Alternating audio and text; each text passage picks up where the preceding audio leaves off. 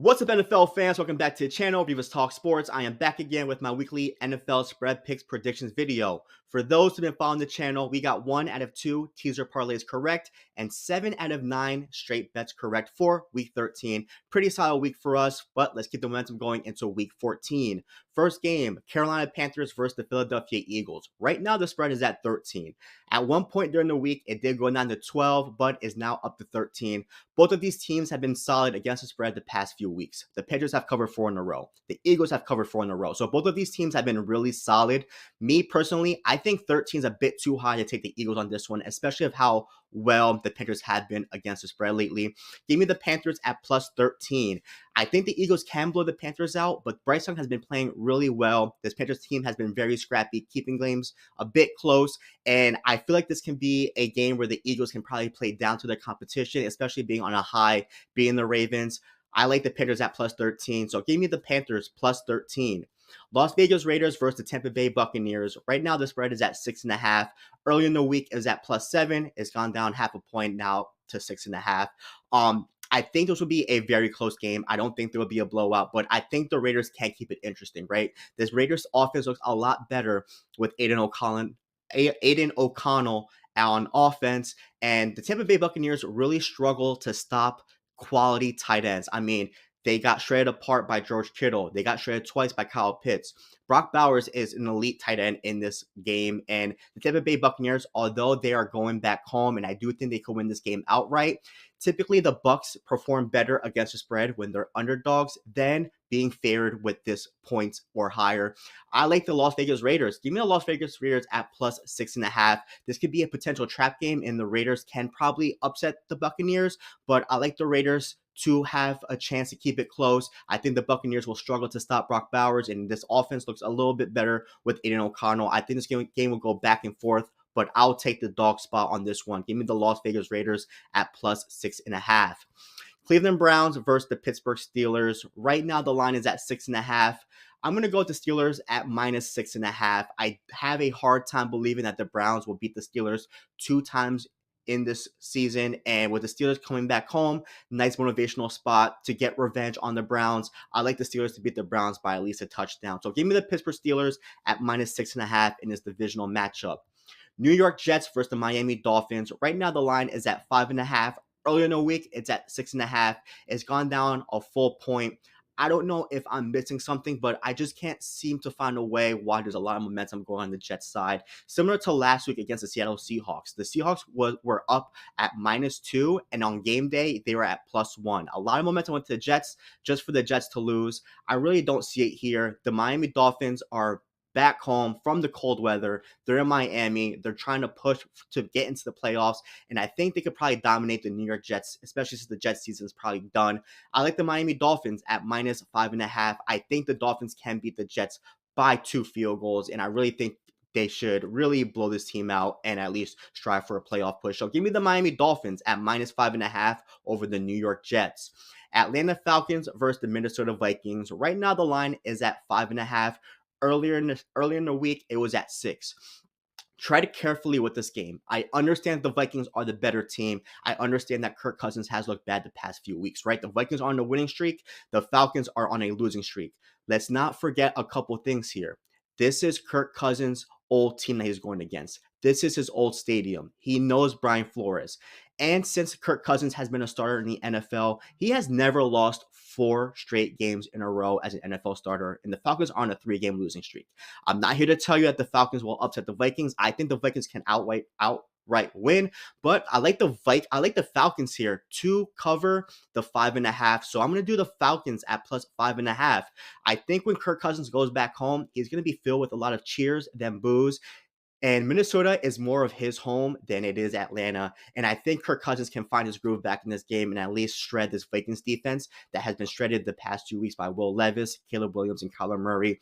If Kirk Cousins is in the pocket and has time and doesn't play as bad as he did last week, I think the Falcons can keep it close and potentially upset. But I'm taking the Falcons points right here. So give me the Falcons at plus 5.5. New Orleans Saints versus the New York Giants. Right now, the line is at 5. I know early in the week it was around 4.5. with reason why a lot of momentum's going to Saints, because the Giants straight up suck this season. And I do not see them winning another game this season, but I like the Saints to come in here and probably blow the doors off the New York Giants. So give me the New Orleans Saints at -5. I think the Saints could beat the Giants by 2 field goals. So give me the Saints at -5. Jacksonville Jaguars versus the Tennessee Titans. Right now, the line is at 3. Initially, it started at 3.5. It's popped down half a point to 3. Both of these teams have been really trash against the spread. The Jaguars have yet to cover the spread on the road, and the Tennessee Titans at home, they are 2-10 against the spread. So, when in doubt, when you're pretty much looking at a divisional game and both teams have been really terrible against the spread, when in doubt, go with the underdog side. I'm going to Jacksonville Jaguars at +3. And besides, every single divisional game in the AFC South, the average margin of victory is -0.2. They've been really close games, and I like the Jaguars to come in here and keep it close. I'll take the Jaguars at +3, especially with the amount of injuries that the Titans have been facing. This is Mac Jones' audition year, especially with Trevor Lawrence out for the season. I think the Jaguars keep it close. Give me the Jacksonville Jaguars at +3. Seattle Seahawks versus the Arizona Cardinals. The line started at 3. It's gone down to 2.5. I don't like how the Cardinals have looked the past few weeks, especially Kyler Murray. 1 touchdown, three interceptions the past few weeks. Meanwhile, the Seahawks are on a winning streak. I think this will be a very close divisional matchup, especially as the second time around these two are playing each other within a 3-week span.